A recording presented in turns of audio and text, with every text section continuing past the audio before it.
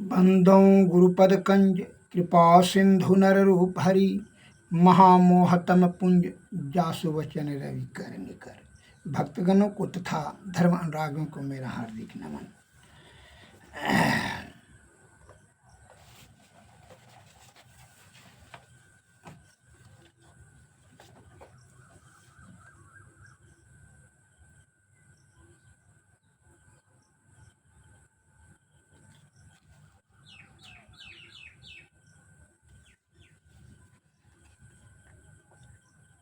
उपनिषद में पद आया है, भिद्यते हृदय ग्रंथि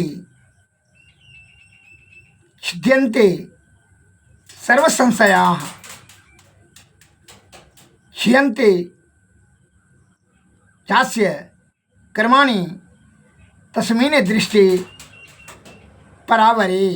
अर्थात उस परे से परे ब्रह्म को देख लेने पर हृदय की ग्रंथि माने गांठ गिरह टूट जाती है, सभी संशय छिन्न हो जाते हैं और सभी कर्म नष्ट हो जाते हैं। क्या देख लेने पर? वो परे से परे ब्रह्म को देख लेने पर हृदय की जितनी भी जो है ग्रंथि गांठ गिरह सब टूट जाता है, संशय सब छिन्न हो जाता है और सभी कर्म नष्ट हो जाते हैं। कर्म कुकर्म सुकर्म इस सब के चक्कर में नहीं फंसना पड़ेगा। सभी जो संशय ईश्वर है या नहीं है, क्या है नहीं है, कैसे जीवात्मा कहाँ से आया, क्या है, क्या दुर्गति होगा, सभी संशय आपका जितने भी संदेह संशय है आपके मन मस्तिष्क बुद्धि ज्ञान में सभी मिट जाते हैं। हृदय ग्रंथि ही खुल जाती है। सभी जो है वह प्रे से प्रे ब्रह्म को देख लेने पर। तो वह कैसे देखा जा सकता है? इंद्रियां अतीत होकर के अंतर्मुखी अंतर साधना से, सदगुरु की कृपा से। वह इसलिए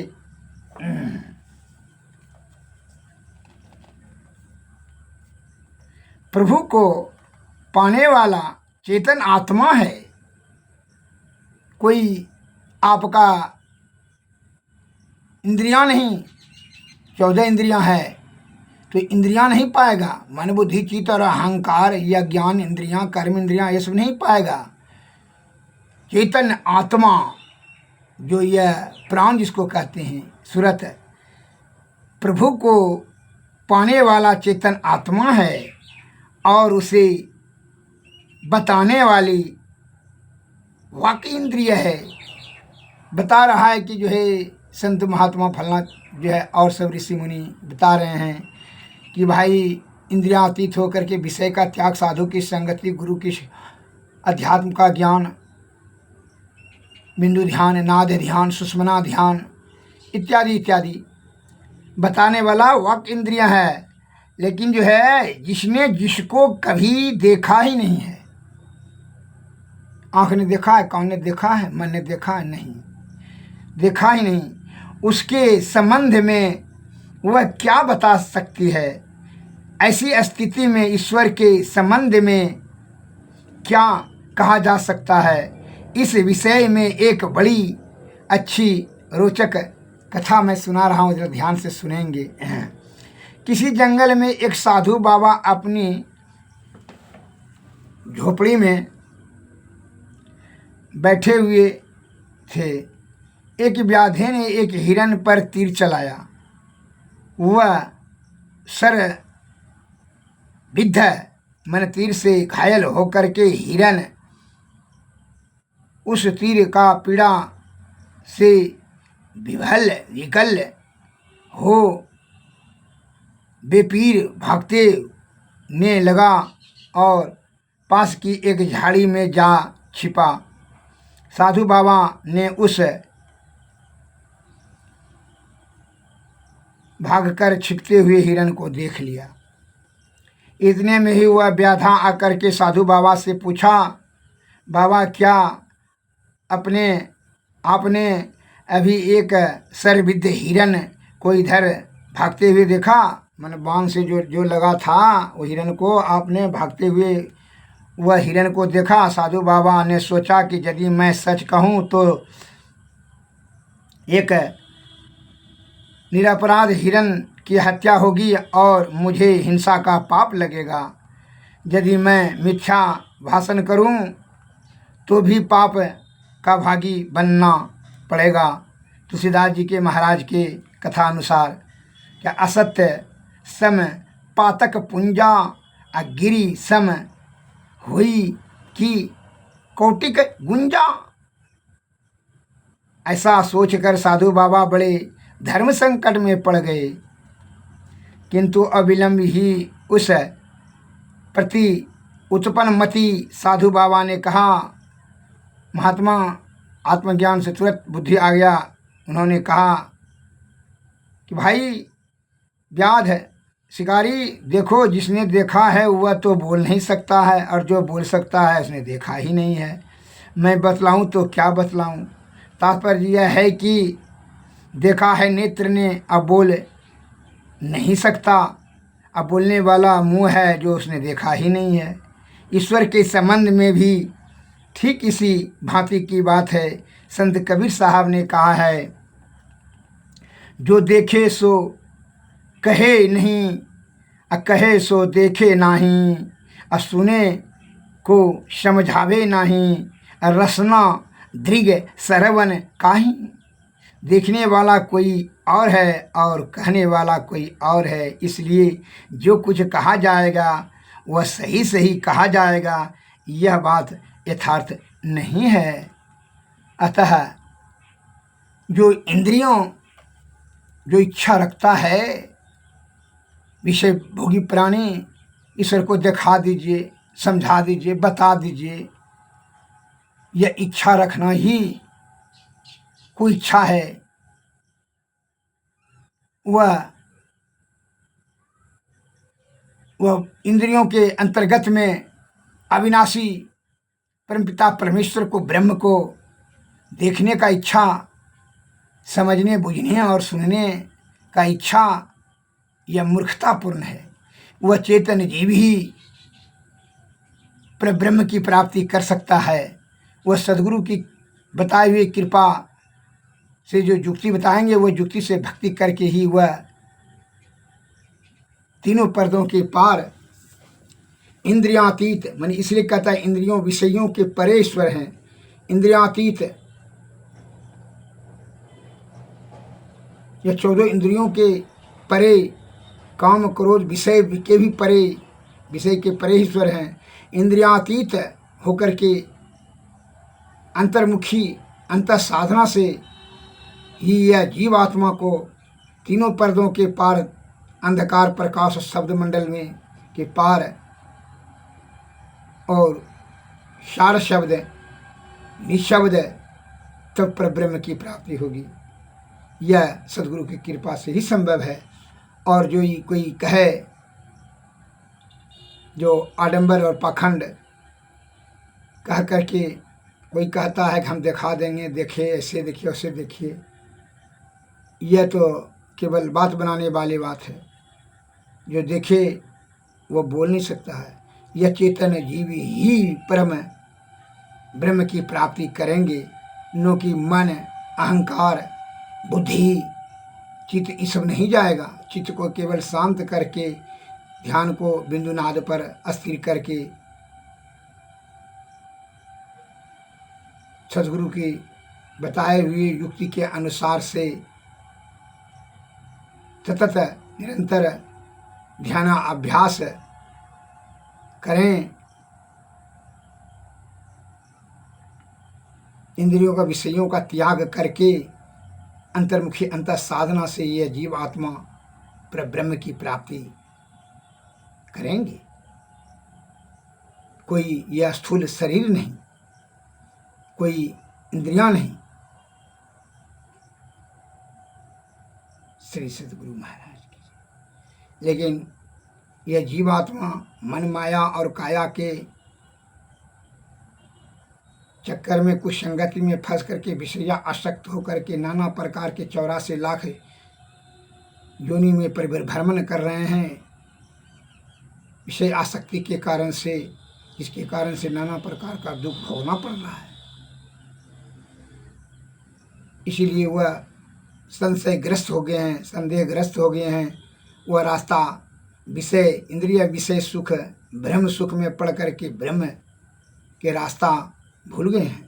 ये तीनों पर्दों के नीचे आ गए हैं, अंधकार प्रकाश और ज्योत शब्द मंडल के नीचे में आ गए हैं, जिसके कारण से वह दसम द्वार का रास्ता ही भूल गए हैं। इसलिए संत महात्मा बताते हैं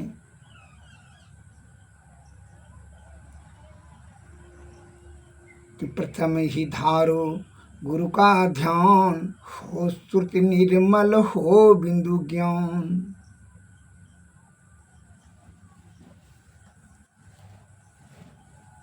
पहले गुरु का ही सर्वप्रथम ध्यान करें। निरंतर ध्यान करने से विषय वासना धीरे धीरे क्षीण होते चला जाएगा। साधु की संगति करें, विषय की संगति करें, विषय के संपर्क में जाएंगे तो विषया आसक्त होकर के जीव आत्मा की दुर्गति निश्चित हो जाएगी। और जबकि यह विषय सुख है, ब्रह्म सुख है, यही दुख का सबसे बड़ा कारण है, दुर्गति का।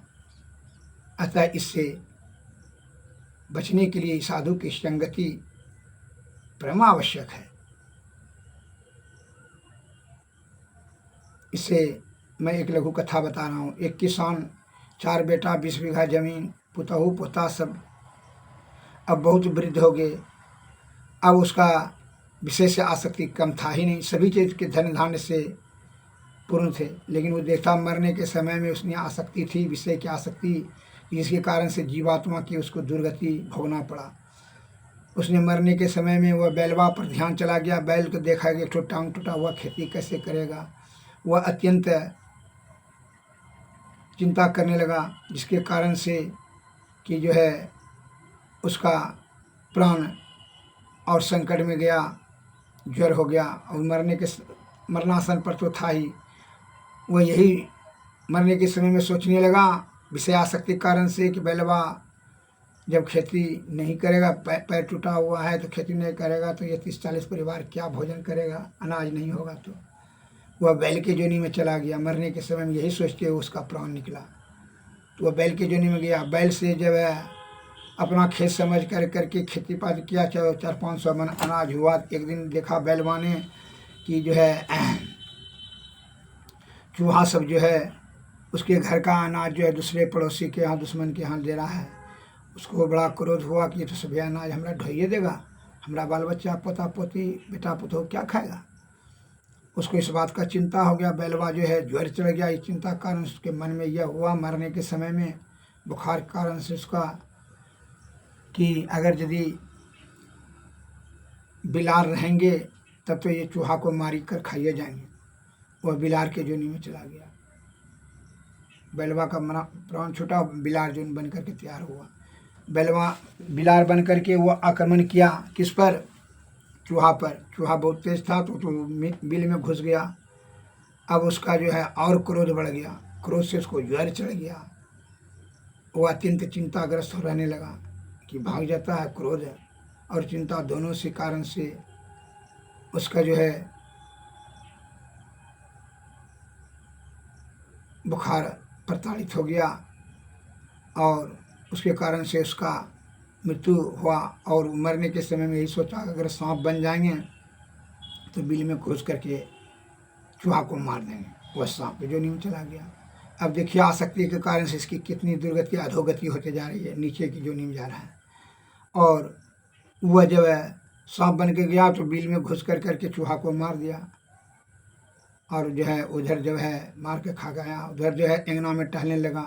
वह भूल गया विषय आसक्ति के कारण से कि हम सांप जोनी में नीचे जोनी में चले आए। उसके बेटा पुतोह ने देखा, लाठी लेकर पोता पोती बेटा पुतोह सब जो है मारना शुरू किया।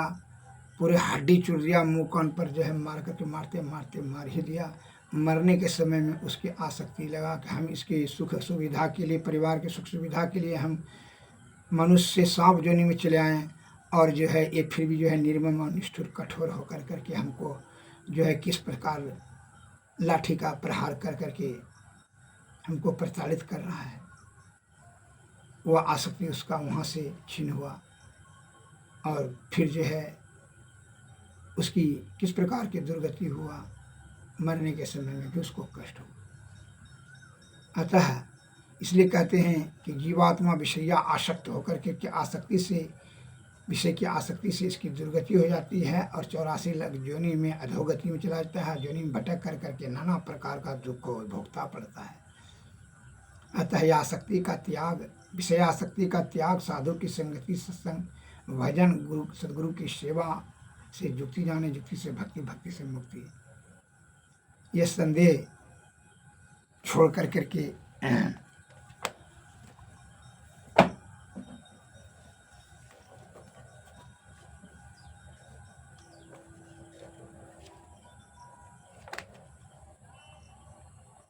इसीलिए संत महात्मा कहते हैं भजन में, मोरे जियरा बड़ा इंदसवा मुसाफिर जहियों कौनियो, मोका नहर कह सहर कहर नर नारी, दुई फाटक घन घोर, कुमति नायक फाटक रोके, करियों कठिन झिकझोर, संशय नदी अगाड़ी बहती, विषम धार जल जोर, क्या मनमा तुम गाफिल सोवो, यहाँ मोर न तोर, निस दिन प्रीति करो साहब से, नहीं न कठिन कठोर, काम दीवाना क्रोध है राजा, बसई 25 चोर, सतपुरुष एक बसे पश्चिम दिशि, तासों करौनी हो, आवे दर्द साह तो ही लावे, तब पैयों निज ठोर, उल्टी 5 लो पैरों पकड़ो, पसरा मना बटोर, कहे कबीर सुनो भाई साधु, तब पैयों निज ठोर, मोरे जियरा बड़ा इंदसवा मुसाफिर जहियों कौनियो। श्री श्री गुरु महाराज की जय। संदेह तभी छिन्न होगा जब हृदय ग्रंथि जब खुल जाएगी, अर्थात परम ब्रह्म की प्राप्ति जब हो जाएगी, तब संशय छिन्न होकर करके आपका जो है यह कर्म भी नष्ट हो जाएगा, पाप ताप संताप सभी, फिर आवागमन का झंझट से मुक्त हो जाएगा। इसके लिए जीते जी आप क्या करें, ईश्वर प्राप्ति करने के लिए श्री सदगुरु की शरण में जाएं। श्री सदगुरु नमः, सदगुरु नमस्कार, जय हिंद, जय भारत।